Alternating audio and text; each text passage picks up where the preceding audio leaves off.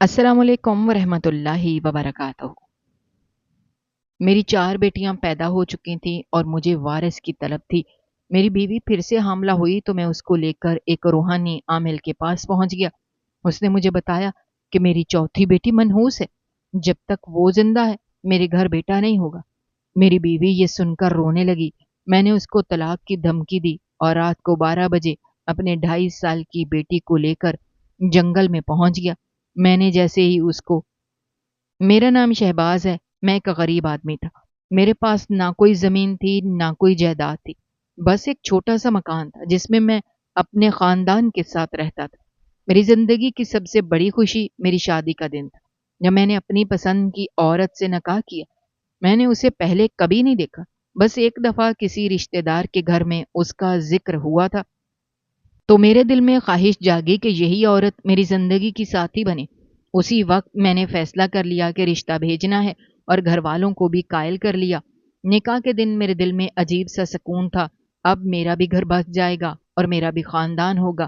میری خواہش تھی کہ میرے بیٹے ہوں، وہ بڑے ہو کر میرے بازو بنے، میرا نام آگے لے کر چلیں، میری وراثت کو آگے بڑھائیں۔ جب پہلی بیٹی پیدا ہوئی تو لوگ آئے اور ہنسی مذاق کرنے لگے، مبارک ہو بیٹی ہوئی ہے، لیکن یہ بھی کہنے لگے کوئی بات نہیں، اگلی دفعہ بیٹا آ جائے گا۔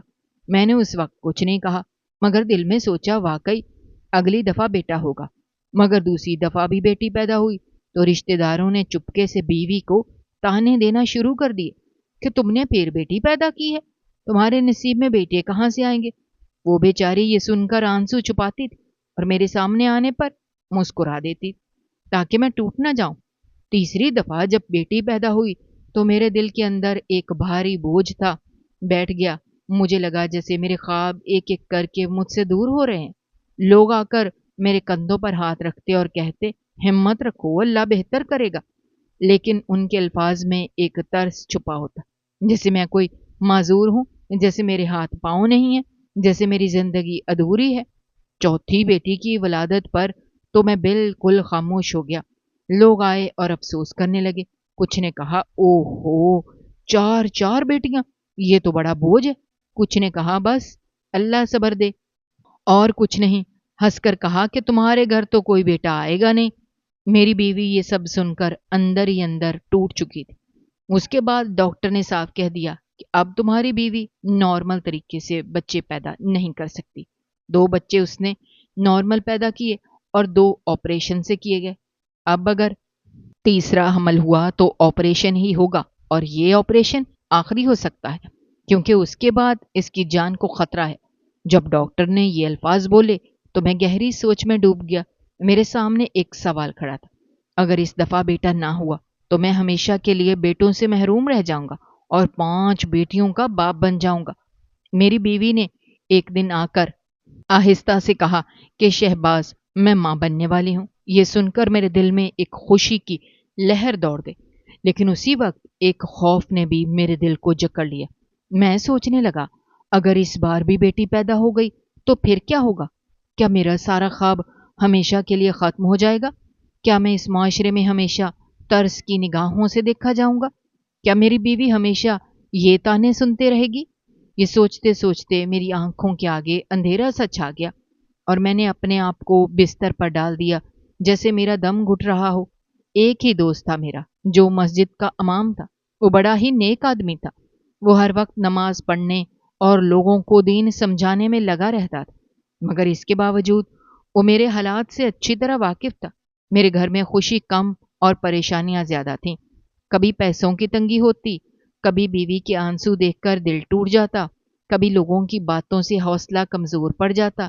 ایسے وقتوں میں وہی ایک شخص تھا جو میرے کندھے پر ہاتھ رکھتا اور مجھے تسلی دیتا تھا۔ جب کبھی میں مشکل میں ہوتا تھا تو میں اسی سے قرضہ لے لیتا تھا، اور جب حالات کچھ بہتر ہو جاتے تو سب واپس بھی کر دیتا تھا۔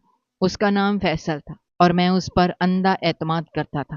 میں نے ایک دن اسے دل کی بات کھول کر کہہ دی کہ یار، یہ مسئلہ ہے، میری بیوی پھر ماں بننے والی ہے اور ڈاکٹر نے صاف کہہ دیا ہے کہ یہ اس کا آخری موقع ہے، اگر اب بھی بیٹا نہ ہوا تو پھر کبھی بیٹا نہیں ہوگا۔ یہ سن کر وہ کچھ دیر سوچتا رہا، پھر بولا مسئلہ نہیں ہے، بہت بڑا مسئلہ ہے، کیونکہ یہ تیرا آخری چانس ہے۔ اور اگر اس بار بھی تو بیٹی کا باپ بن گیا تو پھر ساری زندگی لوگوں کی باتیں سننا پڑیں گی۔ اس نے کہا چل میں تجھے ایک پیر بابا کے پاس لے کر جاتا ہوں، وہاں بڑی کرامتیں ہوتی ہیں، اگر تجھے پسند نہ آیا تو بتا دینا، اور اگر دل کو لگ گئی تو پھر اپنی بیوی کو ساتھ لے جانا۔ میں ان چیزوں پر بھروسہ نہیں کرتا تھا، نہ میں نے کبھی کسی پیر بابا کے پاس جانے کا سوچا تھا۔ مجھے لگتا تھا یہ سب بس باتیں ہیں، مگر فیصل میرا دوست تھا اور اس کے کہنے پر میں ساتھ چل پڑا۔ ہم دونوں وہاں پہنچے تو ایک بڑا سا صحن تھا جس میں کئی لوگ اپنی اپنی پریشانی لے کر بیٹھے ہوئے تھے۔ ہم بھی ایک کونے میں جا کر بیٹھ گئے اور انتظار کرنے لگے کہ کب ہماری باری آئے گی۔ اس وقت ایک مسئلہ زیر بحث تھا۔ وہاں ایک لڑکی بیٹھی ہوئی تھی جو اپنی شادی سے انکار کر رہی تھی۔ اس کا شوہر ساتھ ہی کھڑا تھا، کہہ رہا تھا میں اسے خوش رکھنا چاہتا ہوں مگر یہ بولتی نہیں کہ مسئلہ کیا ہے۔ کوئی بات ہے تو میں حل کرنے کی کوشش کروں گا، لیکن یہ بالکل خاموش ہے۔ بابا جی بڑے سکون سے بیٹھے تھے۔ انہوں نے ایک نظر اس لڑکی کی طرف دیکھا اور سب کو خاموش رہنے کا اشارہ کیا۔ ہم دونوں دوست سائڈ پر بیٹھے یہ سب دیکھ رہے تھے۔ انہوں نے ایک بار پھر اس لڑکی کو غور سے دیکھا اور کہا یہ لڑکی کسی اور کو پسند کرتی ہے، اور اگر اس کی شادی اس سے نہ کرائی گئی تو یہ اپنے موجودہ شوہر کو اس دنیا سے روانہ کر دے گی۔ یہ سن کر سب حیران رہ گئے۔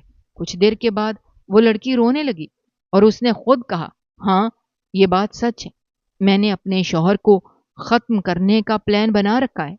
یہ سن کر وہاں موجود ہر شخص حیرت زدہ رہ گیا کہ بابا جی نے پہلے ہی اندازہ لگایا اور وہی بات درست نکلی۔ بابا جی نے مشورہ دیا کہ اس کی طلاق کروا دی، جہاں یہ چاہتی ہے وہاں شادی کر دی جائے، ورنہ معاملہ سنگین ہو جائے گا۔ میں یہ سب دیکھ کر حیران رہ گیا کہ کس طرح انہوں نے ایک ہی نظر میں سچ پہچان لیا۔ میں نے دل ہی دل میں سوچ لیا کہ میں اپنی بیوی کو بھی یہاں لے کر آؤں گا، شاید ہمارے مسئلے کا بھی یہیں حل مل جائے۔ اگلے دن جب میں نے بیوی کو یہ بات بتائی تو وہ حیران رہ گئی، کہنے لگی تم تو کبھی ان باتوں پر یقین نہیں کرتے تھے، اب کیا ہو گیا ہے؟ میں نے اسے سمجھایا کہ ایک دفعہ جانے میں کیا برا ہے، ہم ان سے دعا کروائیں گے کہ اس بار ہمارا بیٹا پیدا ہو جائے۔ بیٹیاں تو اللہ کا دیا ہوا تحفہ ہیں، مگر بیٹا بھی ہو جائے تو ہمارے دل کی خواہش پوری ہو جائے گی اور لوگوں کی باتیں بھی ختم ہو جائیں گی۔ بیوی نے آہستہ سے کہا ٹھیک ہے، اگر تم چاہو تو میں بھی تیار ہوں۔ اگلے دن ہم نے جانے کا پلان بنایا، بچوں کو ان کی پھپھو کے گھر چھوڑا کیونکہ میں اتنی ساری بیٹیوں کو ساتھ نہیں لے جانا چاہتا تھا۔ ہم دونوں نکلے تو راستے میں خاموش تھے۔ بیوی کے دل میں خوف اور امید دونوں تھے، میرے دل میں بھی وہی کیفیت۔ جب ہم وہاں پہنچے تو دیکھا پھر سے بہت سارے لوگ آئے ہوئے تھے، سب اپنی اپنی باری کے انتظار میں بیٹھے تھے۔ ہم بھی صحن میں جا کر بیٹھ گئے۔ دل کی دھڑکن تیز تھی اور ہر لمحہ لگتا تھا کہ بس اب ہماری باری آنے والی ہے۔ ہم دونوں ایک دوسرے کو دیکھتے اور پھر نظریں جھکا لیتے۔ فیصل نے کہا صبر کر، تمہارا وقت بھی بس آنے ہی والا ہے، آنے ہی والا ہے۔ بابا جی زیادہ باتیں نہیں کرتے، وہ لوگوں کو زیادہ سننے کے بجائے خود ہی اندازہ لگا لیتے ہیں۔ میں ان کے سامنے بیٹھا اور میں نے کہا میری 4 بیٹیاں ہیں اور اب پھر سے بیوی امید سے ہے۔ میں چاہتا ہوں کہ اس بار اللہ ہمیں بیٹا دے، ہماری مدد کریں۔ بابا جی نے میری بیوی کو دیکھا، اس سے اس کی ماں کا نام پوچھا، مجھ سے میری ماں کا نام پوچھا، پھر بیٹیوں کے نام پوچھے۔ جب بیوی نے سب سے چھوٹی بیٹی کا نام بتایا کہ اس کا نام نیلم ہے تو بابا جی نے کہا یہ کیسا نام رکھا ہے، یہ تو اچھا نام نہیں ہے، ایسا نام تو برے خاندان کی عورتوں کے ہوتے ہیں۔ یہ سن کر میرا دل دکھ گیا لیکن میں خاموش رہا۔ بابا جی نے پوچھا یہ بیٹی کب پیدا ہوئی؟ بیوی نے کہا 28 جون کو رات کے 11 بجے۔ بابا جی بولے یہی تو مسئلہ ہے، زیادہ تر بچے دن میں پیدا ہوتے ہیں، جو بچے رات کو پیدا ہوتے ہیں ان کے ساتھ ایک کالا سایہ ہوتا ہے۔ یہ سایہ کبھی ان کے ساتھ رہتا ہے، کبھی ان کے خلاف ہو جاتا ہے، کبھی ان کے ساتھ ٹھیک رہتا ہے لیکن باقی گھر والوں کے لیے مشکل پیدا کرتا ہے۔ تمہاری یہ بیٹی بھی کالے سائے کے ساتھ پیدا ہوئی ہے اور یہ تمہارے لیے منحوس ہے، اوپر سے تم نے اس کا نام بھی اسلامی نہیں رکھا۔ یہی وجہ ہے کہ اب بھی اگر بچہ ہوا تو بیٹی ہی ہوگی۔ میری بیوی نے کہا یہ بیٹی واقعی ضدی ہے، रोती भी ज्यादा है और खाना भी नहीं खाती। बाबा जी ने कहा, हाँ, तभी तो जब तक ये तुम्हारे घर में है बेटा पैदा नहीं होगा। इस मसले का एक ही हल है, उसको अपने घर से निकालो। मैंने हैरान होकर कहा, निकालने से क्या मुराद है? बाबा जी ने कहा, जाहिर है उसको दुनिया से जाना होगा, तभी बेटे की राह खुलेगी। बीवी ने रोते हुए कहा, कोई दूसरा हल नहीं है बाबा जी? बाबा जी ने कहा, नहीं, कोई दूसरा हल नहीं है, अब तुम जा सकते हो। हम दोनों बहुत परेशान हो गए। हमने कुछ नहीं कहा, हम उठे और घर वापस आ गए। रास्ते भर हम खामोश रहे। दिल में अजीब सी बेचैनी थी। बच्चों को उनकी फूफो के घर छोड़ा था। पूछा कि बच्चों ने तंग तो नहीं किया? कहने लगी, नहीं नहीं, बिल्कुल भी तंग नहीं किया, सब अच्छे से रही हैं। हमने अपनी बेटियों को साथ लिया और वापस अपने घर की राह ली। घर पहुंचे तो बीवी दीवार से टेक लगा कर बैठ गई और मैं बस उसको देखता रह गया। हमारे दिल टूटे हुए थे और हम सोच रहे थे अब क्या करें। मेरी बीवी भी चुपचाप सो गई बेटियों को गले लगाकर, और मैं भी सो गया। सुबह हुई तो हमारी आंखों में सवाल थे कि अब क्या करना है। मेरी बीवी ने 2 बड़ी बेटियों को स्कूल भेजा और 2 घर में खेल रही थी। कहने लगी, करना क्या है? जाहिर है हमने उसकी बात नहीं मानी। हम क्यों माने उसकी बात? और ऐसा क्या कह दिया जो पत्थर पर लकीर है? लेकिन जब से मैंने बाबा जी की बातें सुनी थी, मेरे दिमाग में कड़ियां जुड़ रही थीं। पुरानी बातें, पुराने ख्यालात आपस में मिल रहे थे। मैंने कहा, तुम्हें याद है जब एक दिन ये सारी बच्चियां मेरी पुरानी साइकिल पर खेल रही थीं और नीलम ने धक्का दिया था बड़ी बेटी को? नीलम भी उसके साथ गिरी थी, लेकिन नीलम को कुछ नहीं हुआ, लेकिन साइमा को चोट लग गई थी। मेरी बीवी ने कहा, तो क्या हो गया? बच्चे खेलते हैं तो गिरते भी हैं, चोट भी लगती है। आप क्या चाहते थे कि नीलम को भी चोट लग जाती? ये है आपकी बात का मतलब? मैंने कहा, नहीं, ये बात नहीं है, लेकिन देखो ना, हर दफा उसकी वजह से घर में कोई ना कोई मुसीबत आती है। उसके आने के बाद ही हमारा हाथ भी कितना तंग हो गया है। हम लोग मकरूज हो गए, वरना पहले भी तो इसी घर में रहते थे, खाते पीते थे, जैसा भी था। हम लोग किसी के मकरूज नहीं थे, अब तो हम मकरूज हो गए हैं। मेरी बीवी कहने लगी, आप कुछ ज्यादा ही सोच रहे हैं, ऐसा कुछ नहीं है, और मुझे कोई बात नहीं करनी। भूल जाएं कि हम उन बाबा जी के पास गए थे और हम उनकी कोई बात नहीं मानेंगे। हमारा कोई दिमाग खराब है? उसने कहा कि हम इस बारे में दोबारा कोई बात नहीं करेंगे, लेकिन मैं इस मौजू को छोड़ना नहीं चाहता था। मैंने कहा कि तुमने क्यों इसका नाम नीलम रखा है? तुम्हारी मरहुमा खाला का नाम था, तो तुम्हें जरूर हमारी बेटी का नाम रखना था। मुर्दा लोगों के नाम नहीं रखते, जिंदा लोगों पर। मेरी बीवी कहने लगी, तो क्या हो गया अगर मैंने उसका नाम नीलम रख दिया?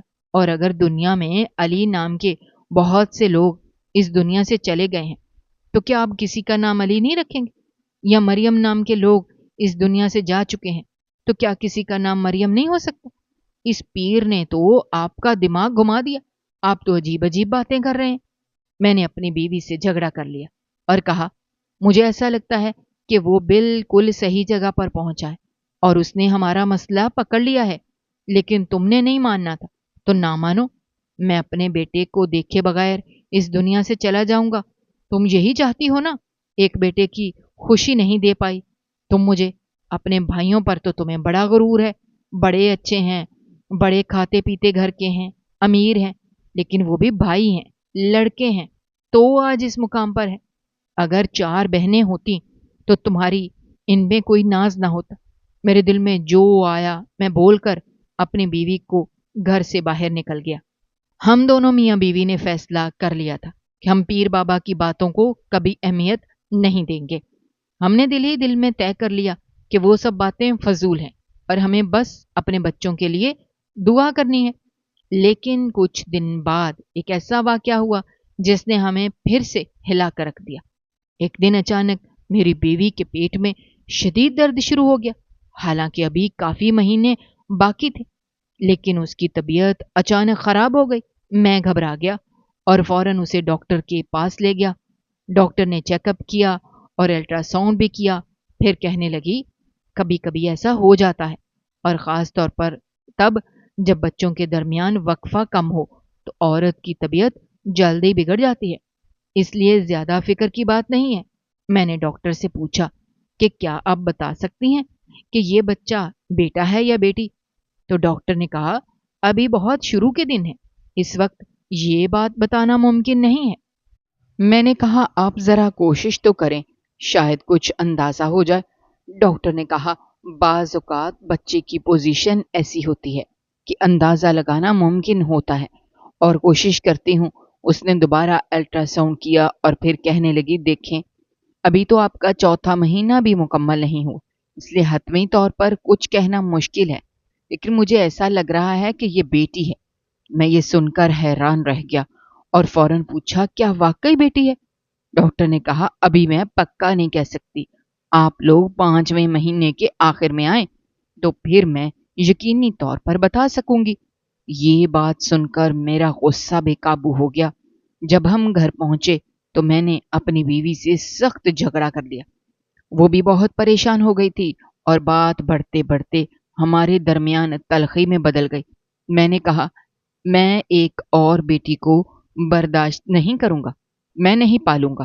لوگ پہلے ہی میرا مذاق بناتے ہیں، لوگ طرح طرح کی باتیں کرتے ہیں، اور کچھ باتیں ایسی ہیں جو میں تمہیں بتاتا ہی نہیں، کیونکہ اگر تم سن لو تو حیران رہ جاؤ گی کہ مجھے کیا کیا سننا پڑتا ہے۔ میری بیوی نے میری یہ باتیں سنی تو رونے لگی اور غصے میں بولی کہ تم یہ کیا کہہ رہے ہو؟ ہم اپنے 2.5 سال کی بیٹی کو مار دیں صرف اس لیے کہ تمہیں بیٹے کی خواہش ہے؟ وہ بیٹی جو ابھی تک تمہاری آنکھوں کی ٹھنڈک تھی، وہ بیٹی جسے تم خود سب سے زیادہ چاہتے تھے، وہی بیٹی تمہیں اب بوجھ لگنے لگی ہے؟ میں نے دیکھا کہ بیوی کی آنکھوں میں آنسو تھے اور وہ یہ سب دل کی گہرائی سے کہہ رہی تھی۔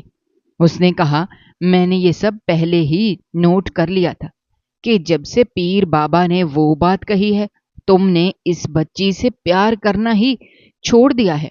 اب تم اسے گود میں بھی نہیں لیتے، اس کے ساتھ کھیلتے بھی نہیں ہو اور اس پر شفقت بھی نہیں کرتے۔ میں یہ سب سن کر چپ ہو گیا، کیونکہ بیوی کی بات بالکل درست تھی، اور حقیقت یہی تھی کہ میں نے اس بچی سے دل ہی دل میں فاصلہ قائم کر لیا تھا، اور یہ بات مجھے اندر سے توڑ رہی تھی۔ پیر بابا کی بات پر عمل کرنے کا میں نے پکا ارادہ کر لیا تھا۔ میرا دل پتھر بن چکا تھا اور میں اپنی خواہشات کے پیچھے اندھا ہو گیا تھا۔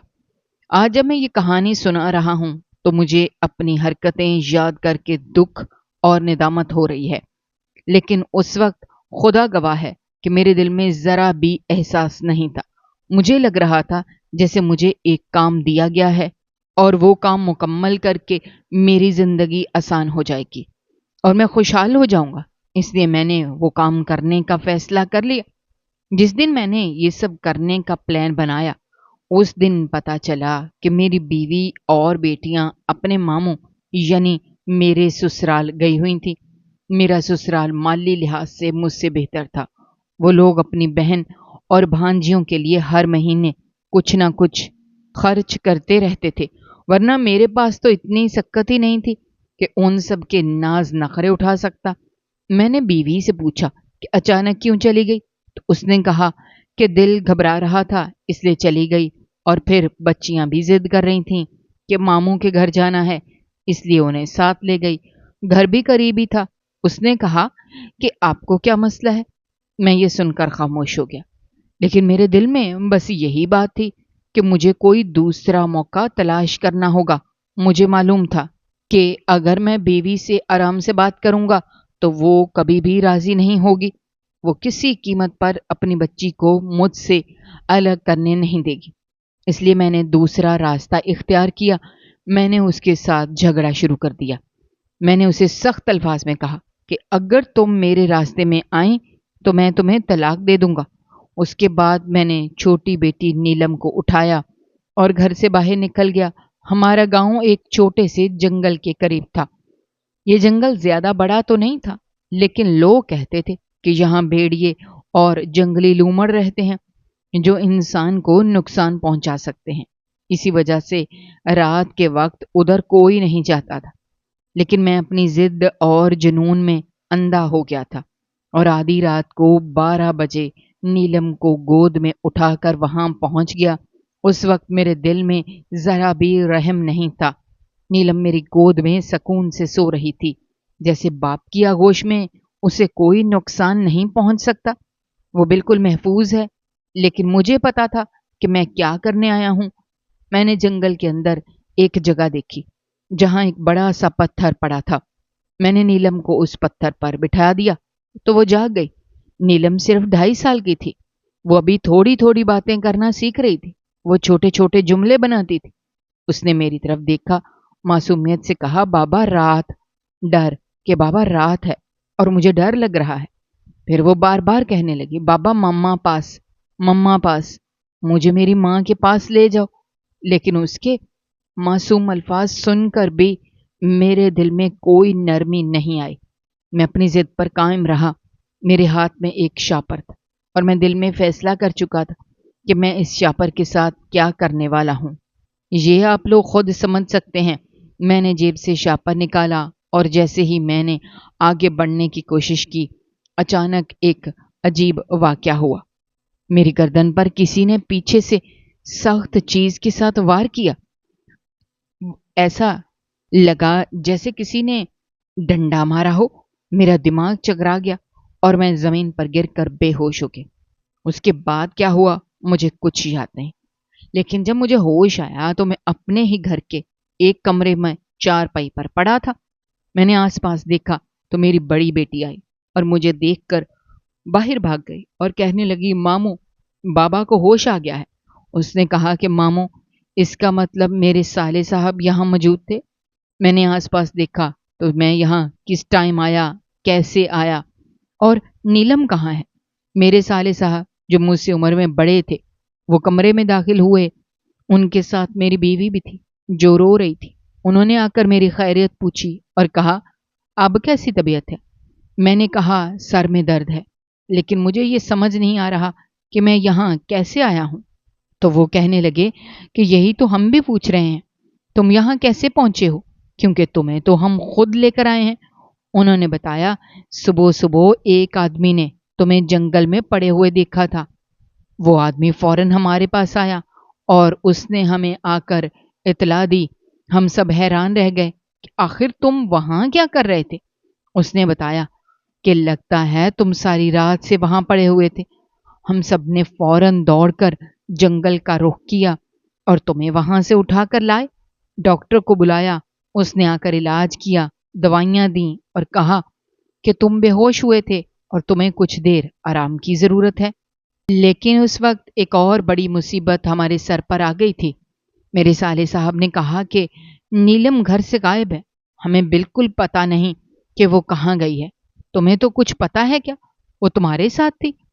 یہ سنتے ہی میرے دماغ پر جیسے ایک اور بجلی گری۔ مجھے خود بھی کچھ سمجھ نہیں آ رہا تھا۔ مجھ پر کس نے حملہ کیا؟ مجھے وہاں جنگل میں کس نے پھینکا؟ اور یہ سب کچھ کیسے ہوا؟ اور نیلم کہاں چلی گئی؟ میرے ساتھ جو لوگ تھے وہ سب پریشان تھے، لیکن نیلم ان کو کہیں نہیں ملی۔ میں نے اپنے آپ کو سنبھالا اور انجان بننے کی کوشش کی۔ میں نے کہا، مجھے تو بالکل نہیں پتا کہ وہ کہاں ہے۔ میرے سالے نے حیرت سے پوچھا، پھر تم جنگل میں کرنے کیا گئے تھے؟ میں نے جھوٹ بول دیا، کہا، میں تو جنگل میں اپنی مرضی سے نہیں گیا تھا۔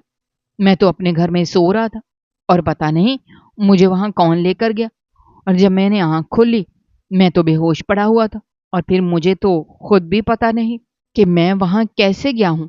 ان سب کے سامنے میں نے اپنی بات کو اس طرح پیش کیا جیسے میں واقعی بے خبر ہوں، لیکن وہ لوگ اگرچہ شک میں پڑ گئے تھے، لیکن میری بات کا کہا سنا کر بھی انہوں نے اس کو مان لیا۔ بیٹی کی گمشدگی کا سن کر بھی میرے چہرے پر افسوس کی کوئی جھلک نہیں تھی۔ حالانکہ اندر سے میں خوفزدہ تھا، لیکن دوسروں کے سامنے مجھے ایکٹنگ کرنی پڑی۔ میں نے اپنا رویہ ایسا ظاہر کیا جیسے مجھے بہت ٹینشن ہے۔ نیلم کہاں چلی گئی ہے؟ میری بیوی زور زور سے رو رہی تھی اور باقی سب بیٹیاں بھی سخت پریشان تھیں۔ سب کی آنکھوں میں بے بسی تھی کہ سب سے چھوٹی بہن کہاں غائب ہو گئی ہے، اور محلے میں بھی یہ بات تیزی سے پھیل چکی تھی۔ ہر کوئی اپنی زبان میں ایک کہانی بیان کر رہا تھا اور اپنے اپنے طریقے سے تلاش کی بات کر رہا تھا۔ میرے سالے صاحب کا ایک قریبی دوست पुलिस में था। उसने कहा कि वो उसको खबर करेगा और वो तलाश में मदद लेगा, लेकिन मैंने फौरन कहा नहीं, इसकी कोई ज़रूरत नहीं है। मेरी ये बात सुनकर सब हैरान रह गए कि मैं अपनी ही बेटी की तलाश के लिए पुलिस से क्यों मना कर रहा हूं।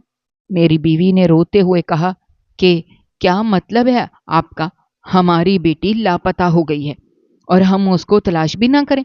मैंने बात को संभालते हुए कहा, दरअसल पुलिस तब तक रिपोर्ट दर्ज नहीं करती जब तक 24 घंटे ना गुजर जाए। ये बात सुनकर मेरा साला बोला कि मेरा दोस्त है, वो फौरन रिपोर्ट लिख लेगा, आप फिक्र ना करें और आप मेरे साथ चलें। मैंने अपनी कैफियत के बारे में भी बताना है कि आपके साथ क्या हुआ था। मैंने कहा कि ठीक है, लेकिन जब पुलिस स्टेशन में खड़ा होकर मैं बयान देने लगा तो मेरे अंदर खौफ की एक लहर दौड़ गई। मेरी जुबान बार बार लड़खड़ा रही थी, मेरे हाथों की हथेलियां पसीने से भीग रही थी, मेरा दिल जोर जोर से धड़क रहा था। मैं ये सब छुपाने की कोशिश कर रहा था, लेकिन अंदर से टूट रहा था और साथ साथ ये भी सोच रहा था कि आखिर नीलम गई कहाँ और वो किस हाल में होगी।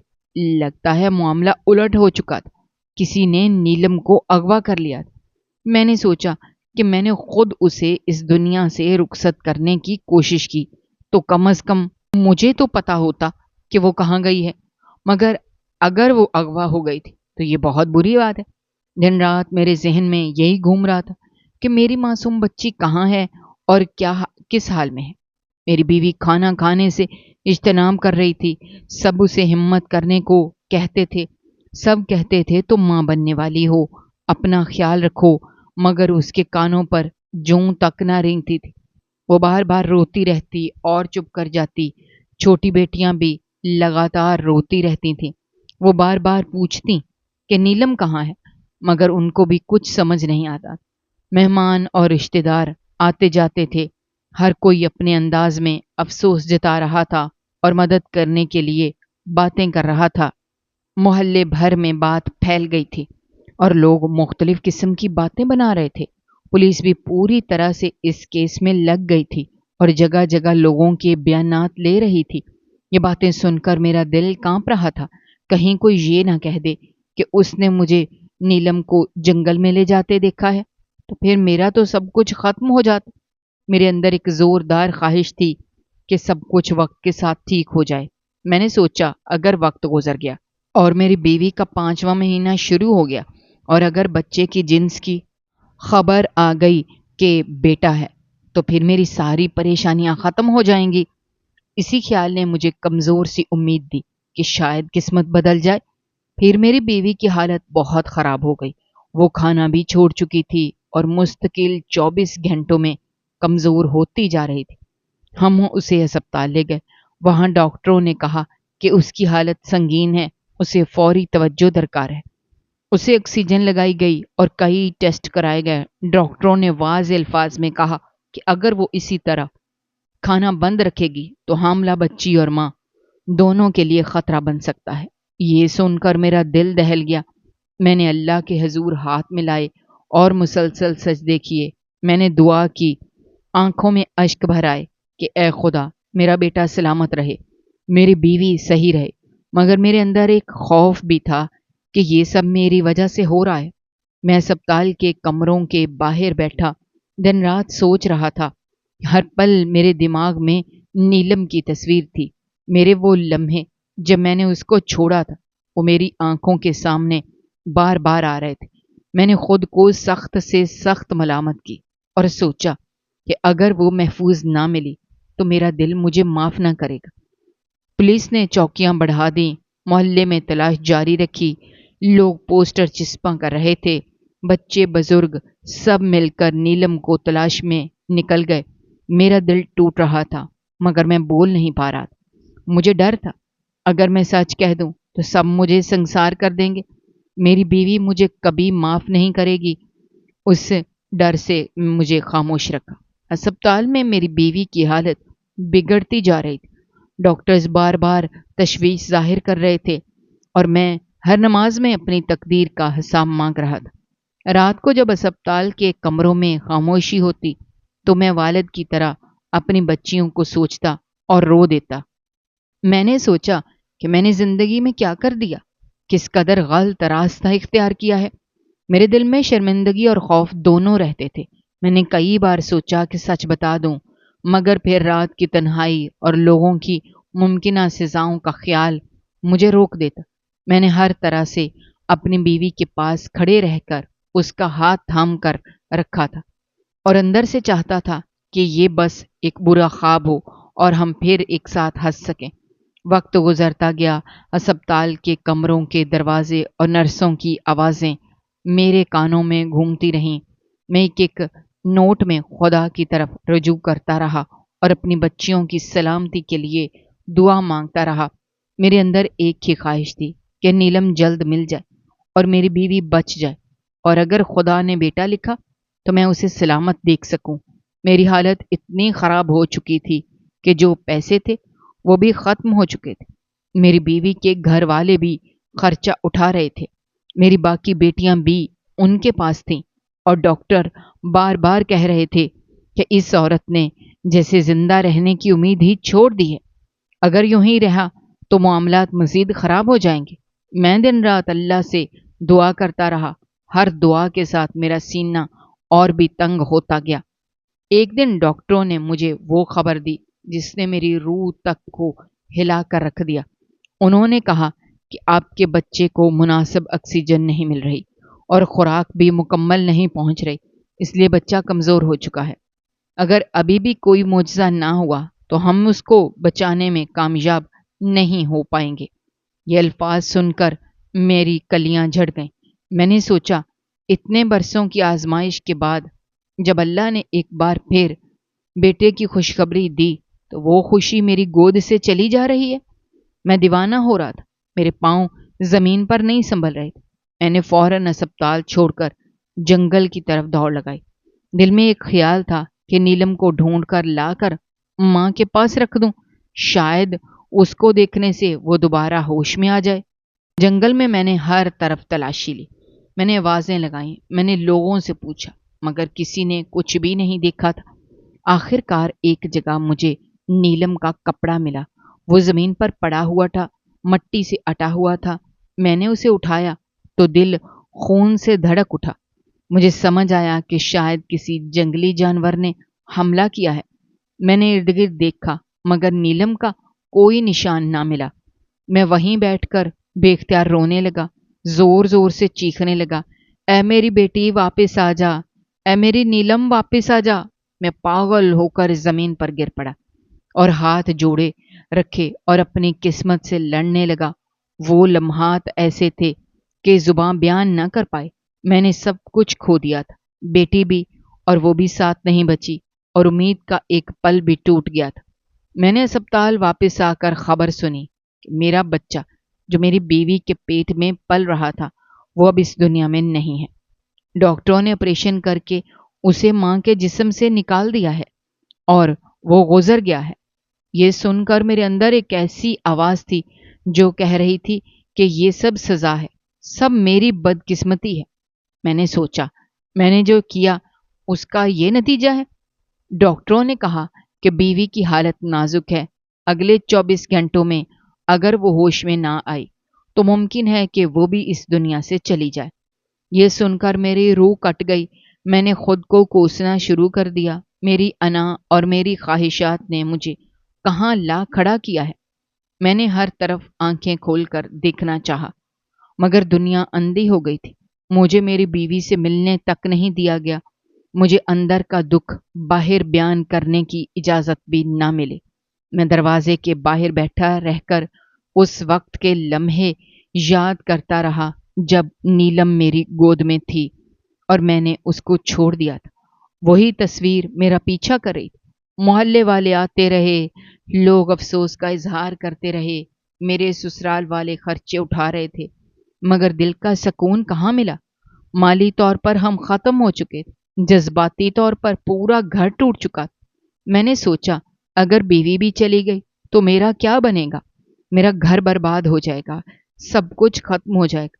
یہ درد اور خوف میری رگوں میں گھل گیا۔ میں راتوں کو کھلی آنکھوں سے بیٹھا رہتا اور اپنے کیے پر ماتم کرتا رہتا۔ میں نے سوچا، زندگی نے مجھے جو سکھایا تھا وہ سب پلٹ گیا۔ میری آنکھوں کے سامنے بے بسی کی تصویر تھی۔ میرا دل ہر لمحہ پچھتا رہا تھا کہ میں نے اپنی بیٹی کے ساتھ کیا سوچا اور اس کا نتیجہ کیا نکلا۔ میں نے ہاتھ اٹھا کر اللہ سے بار بار کہا، اے خالق، مجھے معاف کر دے، میری بیوی اور میری بچیوں کو سلامت رکھ دے۔ مگر میرے منہ سے نکلنے والی دعائیں مجھے بھی یقین نہ دلا سکیں کہ جو ہو گیا وہ واپس آئے گا۔ اب میں ہر وقت ہسپتال کے باہر بیٹھا رہتا تھا، دل میں دعا کرتا رہتا تھا شاید کوئی معجزہ ہو جائے، مگر دن گزرنے کے ساتھ میری امیدیں کمزور پڑتی گئیں۔ میں نے اس وقت اپنی حرکتوں کا حساب لگایا اور ہر لمحہ اپنے گناہوں کا خوف محسوس کیا۔ میں جانتا تھا میری زندگی کے راستے سخت ہو گئے ہیں اور مجھے انہیں قبول کرنا ہوگا۔ بیٹیاں بھی بار بار پوچھ رہی تھیں، امی کہاں ہیں؟ اور نیلم نہیں ملی۔ ان کو کیا جواب دیتا؟ بیٹیوں سے مل کر اسپتال پہنچا تو مجھے بتایا گیا کہ میری بیوی اس دنیا سے رخصت ہو چکی ہے۔ میں زمین پر گر پڑا، پھوٹ پھوٹ کر رو دیا۔ آنکھوں سے دریائیں بہہ رہی تھیں، سینے میں ایسا درد تھا کہ زبان سے بیان نہ ہوتا تھا۔ میں روتے روتے اپنے سارے قصور مان گیا۔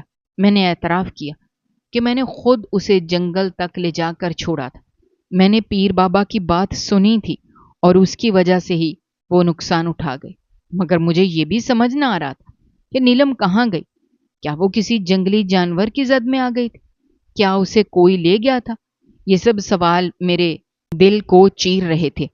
میں اسی درد میں گرتا پڑتا رہا، زمین پر بیٹھ کر اپنی حالت پر زاروں قطار رونے لگا۔ اچانک مجھے کندھے پر کسی کے ہاتھ کا دباؤ محسوس ہوا۔ اس دباؤ میں ایک پیار تھا۔ مجھے تسلی دینے کی کوشش محسوس ہوئی۔ میں پلٹا تو میری آنکھوں کے سامنے وہی چہرہ تھا جسے میں قبر میں تصور کر چکا تھا۔ میری بیوی زندہ تھی اور اس کے بازو میں میری پیاری نیلم تھی۔ نیلم 1 سال کی معصوم بچی تھی۔ وہ صاف ستھرے کپڑوں میں تھی، ہاتھ میں پیکٹ پکڑے جوس پی رہی تھی۔ اس کی معصوم ہنسی نے میرے دل کو فوراً نرم کر دیا۔ میں نے بیوی اور نیلم کو سختی سے گلے لگایا۔ نیلم کا ماتھا چوم کر میں نے سوال کیا، یہ سب کیسے ممکن ہوا؟ تم تو بالکل ٹھیک ہو، ڈاکٹر نے کہا تھا کہ تم مر جاؤ گی۔ میری بیوی نے آہستگی سے سارا واقعہ سنایا۔ کہانی کچھ یوں تھی کہ چند دن پہلے میری بڑی بہن اچانک ہمارے گھر آ گئی تھی۔ وہ رونے پیٹنے کے بعد ہم سب کو سچ بتا گئی، وہ سچ جس کا مجھے اندازہ تک نہیں تھا۔ اس نے بتایا کہ مجھے ایسی ناپاک حرکت کرنے کی تیاری میں دیکھا گیا تھا۔ اس کو اس بات کا ڈر تھا کہ میں اپنی انا کی وجہ سے کوئی ایسا قدم اٹھا سکوں جس سے میری اولاد کو نقصان پہنچے، اس لیے وہ اور کچھ رشتے دار میرے پیچھے پیچھے ہو گئے۔ وہ سب میری حرکتوں پر نظر رکھے ہوئے تھے۔ جب میں نیلم کو اٹھا کر جنگل کی طرف نکلا تو وہ لوگ چپکے سے میرے پیچھے آ گئے۔ میری حالت خراب ہوئی اور میں جنگل میں بے ہوش ہو گیا۔ وہ سب لوگ فوراً پہنچ گئے۔ انہوں نے مجھے وہاں سے اٹھایا اور نیلم کو لے کر چلے گئے۔ انہوں نے نیلم کو محفوظ جگہ پر رکھا تاکہ بچی کو کوئی نقصان نہ پہنچے۔ یہ سب انہوں نے جان بوجھ کر کیا تھا تاکہ مجھے سبق ملے۔ وہ لوگوں نے یہ منصوبہ بندی اس لیے کی کہ اگر میں واقعی اپنی بیٹی کو نقصان پہنچانے والا ہوتا تو مجھے سخت سزا ملنی چاہیے تھی۔ انہوں نے سوچا کہ تمہیں وہ دکھ دکھا کر تمہاری سوچ بدل دی جائے گی، اس لیے انہوں نے میرے ساتھ دشمن کی طرح نہیں بلکہ اپنے پیار اور سنبھال سے یہ قدم لیا۔ مجھے جب یہ سب بتایا گیا تو میرا ذہن ہل گیا۔ مجھے احساس ہوا کہ میری حرکتیں کس قدر بری تھیں۔ میں نے بڑی شدت سے توبہ کی اور زمین پر گر کر دعا مانگی۔ میں نے اپنی بیوی سے بارہا معافی مانگی اور کہا کہ مجھے معاف کر دو۔ میں نے اپنی بیٹیوں سے معافی مانگی۔ میں نے اپنی غلطیوں کو مانا اور دل سے پچھتایا۔ اسی وقت میرے ہاتھ میں ایک موبائل تھما دیا گیا۔ اس میں ایک خبر چل رہی تھی کہ اس پیر بابا کے خلاف میڈیا نے کارروائی کی ہے۔ وہ پیر بابا فراڈی نکلا۔ اس کے خلاف کئی لوگ شکوہ کر رہے تھے کہ اس کی کرامات جعلی تھیں۔ اس نے لوگوں کے سادہ دل اور سادہ پن کا فائدہ اٹھانے کے لیے استعمال کیا۔ یہ سن کر میرے اندر حیا اور شرمساری ایک ساتھ اٹھی۔ میں نے سوچا کہ میں نے کتنی آسانی سے بھروسہ کر لیا۔ میں نے اپنے غرور کی وجہ سے کتنی بڑی قیمت ادا کی۔ میں نے سجدہ کیا اور بار بار اللہ سے معافی مانگی۔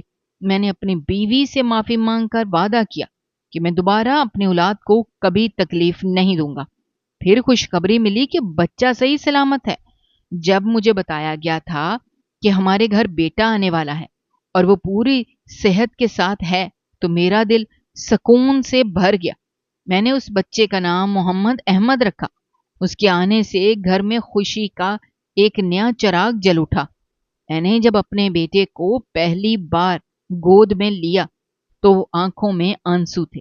میں نے اس کے لیے دعائیں کی اور اللہ کا شکر ادا کیا۔ میں نے نیلم کے بالوں میں ہاتھ پھیر کر کہا، تم میری جان ہو۔ میں نے اپنی بیٹیوں سے وعدہ کیا کہ میں تمہاری حفاظت کروں گا، تمہاری عزت کروں گا۔ نیلم نے بے فکری سے میری انگلی پکڑی اور مسکرائی۔ وہ مسکان میرے دل کے زخم پر مرہم بن گئی۔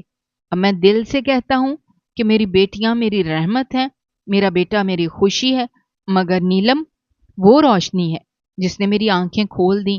میں نے اپنی انا کو دفن کر دیا اور اپنی اولاد کو وہ مقام دیا جو ان کا حق ہے۔ میں نے زندگی میں جو کچھ نقصان کیا تھا اس کا ازالہ کرنے کی ٹھانی۔ میں نے گھر میں ہاتھ بٹانا شروع کیا۔ میں نے بچوں کے کھیل میں حصہ لینا شروع کیا۔ میں نے اپنی بیوی کے دکھ بانٹے اور اس کے ہر چھوٹے بڑے کام میں ساتھ دیا۔